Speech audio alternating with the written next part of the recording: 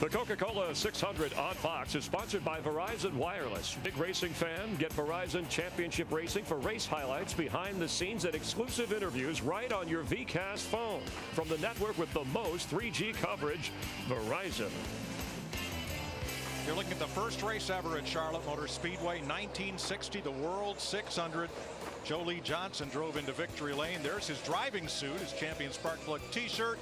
Joe got to bank $27,150 from the then largest purse in NASCAR history, $107,000.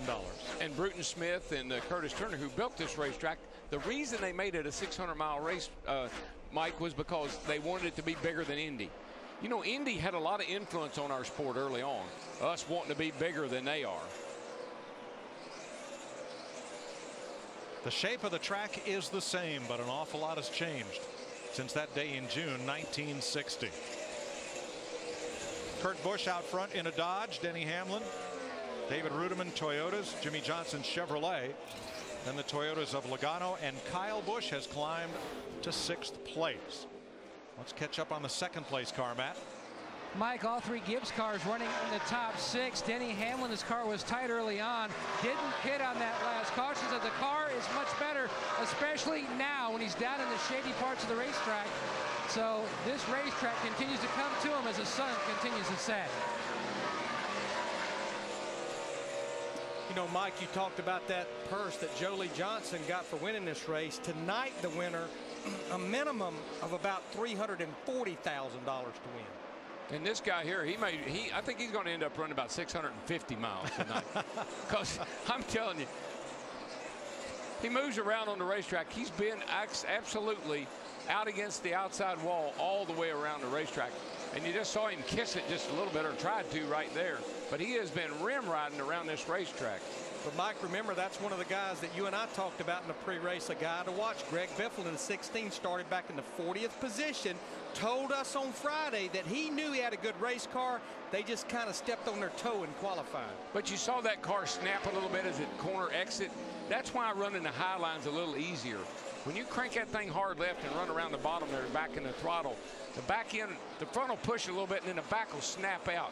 And that's what makes running the bottom so difficult. His Roush Fenway teammate gave way, and Biffle moved up a spot.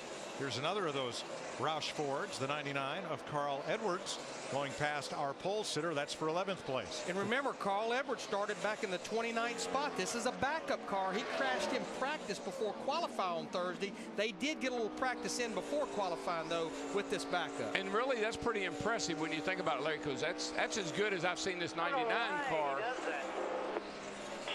doesn't change, though. Every time. It's really as good as we've seen this 99 car run in quite a while right now in this point of the race. And he is the highest running Ford right now back there in that 11th spot. He was talking something about Ryan Newman in the 39 there. I'm not sure exactly what he was talking about, though. I think he was trying to run across his grass, if I heard him right. You saw Edwards' progression up through the field to where he now sits in 11th. 10th is Jamie McMurray, the Daytona 500 winner. One of the Ganassi drivers, the other, Juan Montoya, in the garage with his car still under. Oh, trouble down here, guys. Turn off turn four. The 47 car, Marco Sambros, just comes around. This poor guy can't catch a break. All right, but you got no flash. Keep rolling there. Boy, if it wasn't for bad luck. 4150. Stay 4150. The leaders is coming off of 4. Stay 4150. These 2 weeks would have nothing at all for him. Soft right rear back here. He'd be lucky to get all the way around and that thing not come apart. He better be careful. See what happened to his Toyota here, Darrell. We see some right rear damage. He's all by himself. There he is, way up high back over here. You see him, and the car got loose middle of the corner, spun down off the racetrack, forcing no one around to hit him. The discussion on their team radio was that taking the 2 tires did not work well for them, and there's the result. But I'm going to tell you who this is a pretty good break for. Pretty impressed with the way that car did. The 11 car, Denny Hamlin, because he did not pit the last time. He was about 10 laps from having to make a green flag stop. We see Marcos. He just gets loose. Car gets around on him.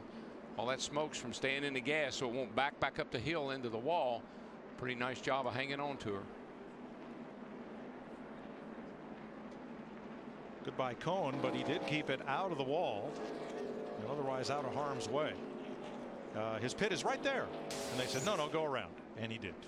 I think this will even things out as we see the commit cone out there in the grass. I'm sure NASCAR will put it back in place before we go back racing. Pit road's open, but I think you'll see everyone take 4 tires this time. Dick Berggren. And David Rudiman indeed is going to take 4 tires. The car is tight in the center of the corner, which they blamed on the 2-tire stop last time around. Steve. Jimmy Johnson says that his car is tight in the center. He's having to wait on it to get in the gas. They've already made an air pressure adjustment. Now they make a chassis adjustment, Krista. The leader, the only change, Air, wanted to put it back the way they had it to start this race. 4 tires this time for the 2. Matt? Crew Chief Mike Ford making small adjustments, keeping up with this racetrack. On the 11 of Denny Hamlin, this car a tick tight in the center. A little collision on pit road. Jeff Gordon, Clint Boyer, Joey Logano. Now the leader will be David Gilliland. Gilliland stopped a little earlier, stopped at lap 49. For some reason he decided to stay out. Here's Boyer pulling out right into the path of Jeff Gordon, and Joey Logano had to go to the grass to miss it. We'll take a break. You're watching NASCAR on Fox from Charlotte.